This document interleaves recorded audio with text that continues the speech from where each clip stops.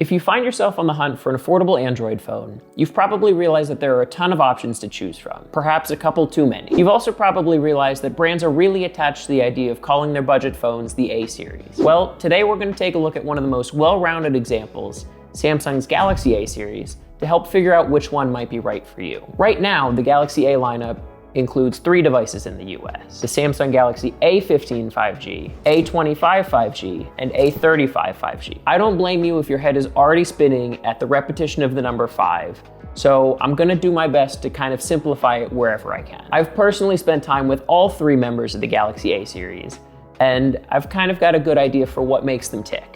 So let's make our way through the affordable Samsung Galaxy. The second most confusing part of the Galaxy A series, behind the almost identical names, the almost identical designs. The Galaxy A15, A25, and A35 have so much in common, with matching 3 camera cutouts, flash placements, and Samsung's key island on the right side, that it can be tough to tell them apart unless you have all 3 of them in hand. Key island, however, is one of the easier ways to at least tell the Galaxy A series apart from its Galaxy S flagship counterparts. It acts as a raised platform for both the volume rocker and the power button. And on both the Galaxy A15 and A25, that power button houses Samsung's capacitive fingerprint reader. However, the Galaxy A35 5G, which is a little bit more of a premium device, swaps to an in-display fingerprint reader instead. Honestly, I'll admit I had kind of a rough time using the fingerprint reader on the A15 and A25 at first, but after a quick reset, I've gotten used to it over time and it's gotten more accurate. Thankfully, there are a couple other differences between Samsung's Galaxy A devices that can help you tell them apart, but you kind of have to look closely. For example, only the Galaxy A15 and A25 have headphone jacks on their bottom edge, where the Galaxy A35 ditches it in favor of, well, nothing. The Galaxy A35 is also the only one of the Galaxy A devices with its SIM slot on the top edge, where the other 2 more affordable models shifted to the left side. The real difference, however, comes down to the material Samsung used for each phone and the color options you can pick from. Once again, the Galaxy A15 and A25 are pretty much in lockstep, using plastic frames, plastic backs, and Gorilla Glass 3 displays. So relatively affordable materials that might not be quite as durable. The Galaxy A35 kicks it up a bit, keeping the plastic frame, but swapping to Gorilla Glass Victus Plus on both the front and back for much more durability. Using this much glass makes the Galaxy A35 a little bit heavier in hand, but to me, it actually makes it feel like a more premium device. It also carries a full IP67 rating against water and dust, easily making it the most durable of the 3. Although all 3 phones pack AMOLED panels, the Galaxy A35 is slightly larger at 6.6 inches to the 6.5 inches of the other 2. And it's also the only one with an always-on display. Granted, all 3 do share full HD resolutions, which is a nice touch considering some of their affordable rivals only stop at HD. Honestly, when you step back, I think the Galaxy A25 kind of acts as a bridge between Samsung's other 2 Galaxy A models, where it might have the same smaller display as the more affordable Galaxy A15, it has the smoother 120 Hz refresh rate of the A35, so you kind of get a little bit of both worlds. Of course, how a phone actually feels in your hand is kind of almost as important as what it's made of.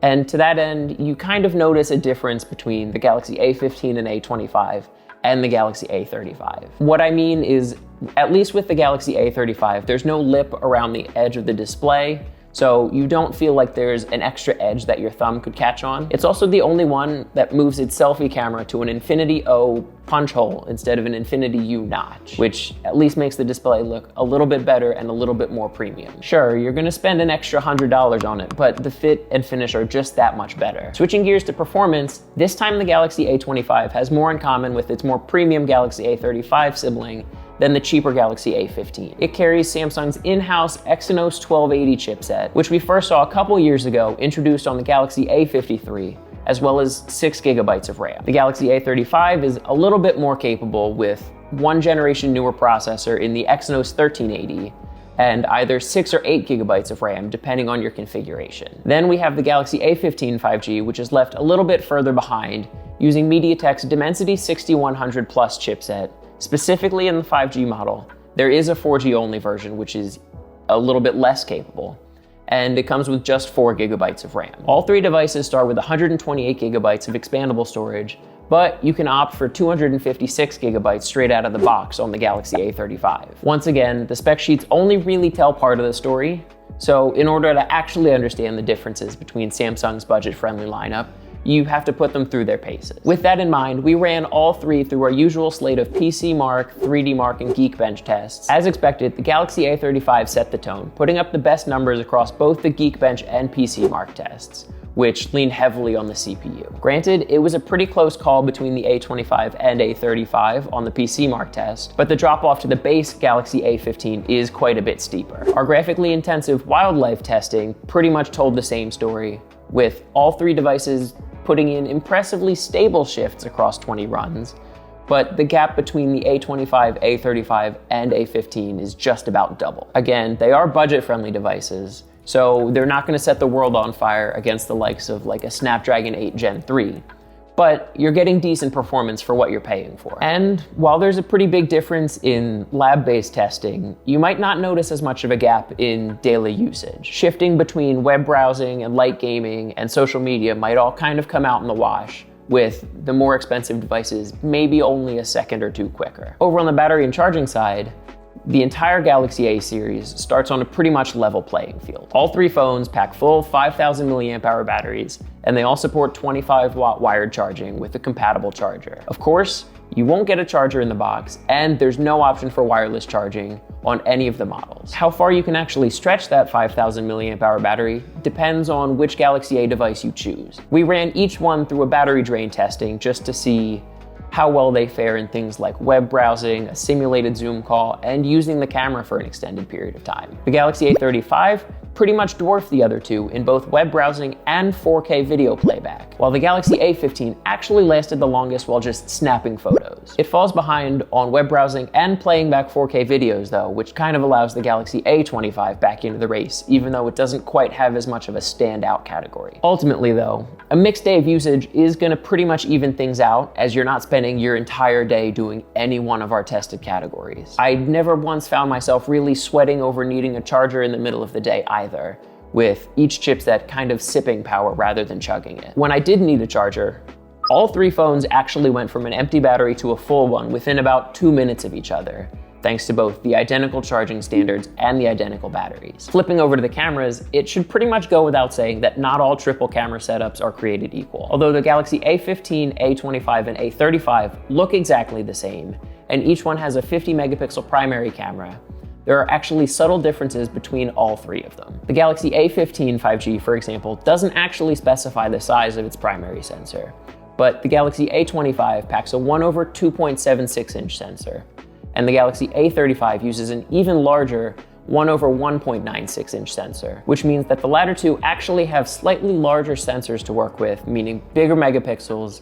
more light, and potentially greater detail. Oh, and all three devices share the same 13 megapixel selfie camera, though again, the Galaxy A35 is the only one to put it into a punch hole instead of a notch. Like I mentioned, not all triple camera setups are created equal. The extra resolution is immediately noticeable on the ultra-wide and macro cameras of the Galaxy A25 and A35. It's much easier to pick out the fine hairs on the flower in macro mode too, with only a couple visible on the Galaxy A15's shot. Interestingly, there's a noticeable shift in colors from one Galaxy A device to the next, though the Galaxy A35 5G was the only one to actually get the shade of red correct, with a darker, almost purple color. Perhaps the closest example between the three affordable Android devices is when using the primary camera, and they're actually pretty evenly matched at both 1x and 2x zoom, offering similar levels of detail, with only the Galaxy A25's slightly darker color profile to set it apart. The lack of a telephoto lens means that things get a little bit more interesting at 4x and 10x zoom. Essentially, the Galaxy A15 and A25 tend to over-sharpen at the 4x zoom length, before losing a lot of those same finer details at 10x. The Galaxy A35 5G, on the other hand, looks the softest at 4x, yet easily has the sharpest edges to the mural at 10x zoom. I'll admit, I was actually probably the most surprised at the differences between the selfie results on the Galaxy A series. Honestly, even though they have the same resolution, the same scene, and the same lighting, look almost nothing alike. The Galaxy A15, for example, made me look a little bit pale and sickly, while the Galaxy A25 got me right as the subject, but badly washed out the background like it was trying to color grade for a Mad Max movie. And the Galaxy A35 landed somewhere in the middle, punching up the background colors a little bit like Samsung tends to do, but actually handing in the best result overall. There's also a slight difference between the trio when it comes to recording video, with the Galaxy A25 and A35 matching once again, offering 4K resolution at up to 30 frames per second, but the Galaxy A15 only offers 1080p recording, again at 30 frames per second. Honestly, if you're planning to shoot and share a lot of clips, it probably is going to pay to go for one of the more expensive Galaxy A devices. The last real spec to touch on is the software that Samsung ships across its Galaxy A series. The good news is that all three devices come with Android 14 and One UI 6.0 or 6.1 right out of the box, along with Samsung's top-tier update commitment. Whether you spend $200 or $400, you'll get a full 4 years of Android updates, along with an extra year of security support to carry you through just about to the end of the decade. All three phones also come with the same amount of bloatware, which largely consists of a suite of Microsoft apps like OneDrive, Outlook, and LinkedIn, along with social media standards like Facebook and Spotify. You can delete all of the above except for OneDrive, which means that you'll actually have two cloud storage options competing for your attention during the setup process. One thing you won't find on any of the Galaxy A devices, however, is Samsung's expansive suite of Galaxy AI features. Although the Galaxy A35 seems to pop up in some of the literature Samsung mentions around its Galaxy AI features, it doesn't actually seem like they're going to make their way to the device. Things like Circle to Search, Photo Assist, and Interpreter are still limited to Samsung's flagship devices, which have more capable chipsets and, unfortunately, significantly higher price tags. All three Galaxy A devices launch within a few months of each other, and they're all available either unlocked or on a contract through a few different carriers. Starting with the Galaxy A15 5G, which comes in either blue, black, or light blue, it's only $199, and is available through Verizon, T-Mobile, AT&T, and US Cellular. The middle sibling, Galaxy A25 5G, bumps the price to $299 and only comes in a blue-black color, so it makes the choice easier. It's also only directly available through US Cellular if you want it on a carrier. Finally, the most expensive Galaxy A35 5G will set you back $399 before any discounts, and it's available at T-Mobile, AT&T, and US Cellular in either Awesome Navy or Awesome Lilac. You can, in theory, buy any of the Galaxy A trio unlocked and bring it to a carrier of your choice. You might just miss out on some savings based around your contract. So we've run through the US-based Samsung Galaxy A series from top to bottom, comparing the key parts of the Galaxy A15, A25, and A35. And now it's time to make a choice. We say it all the time, but the right Galaxy A device for you is going to depend on what you actually need from a phone. If you're picking up your kid's first phone, the Galaxy A15 5G might be all that they really need.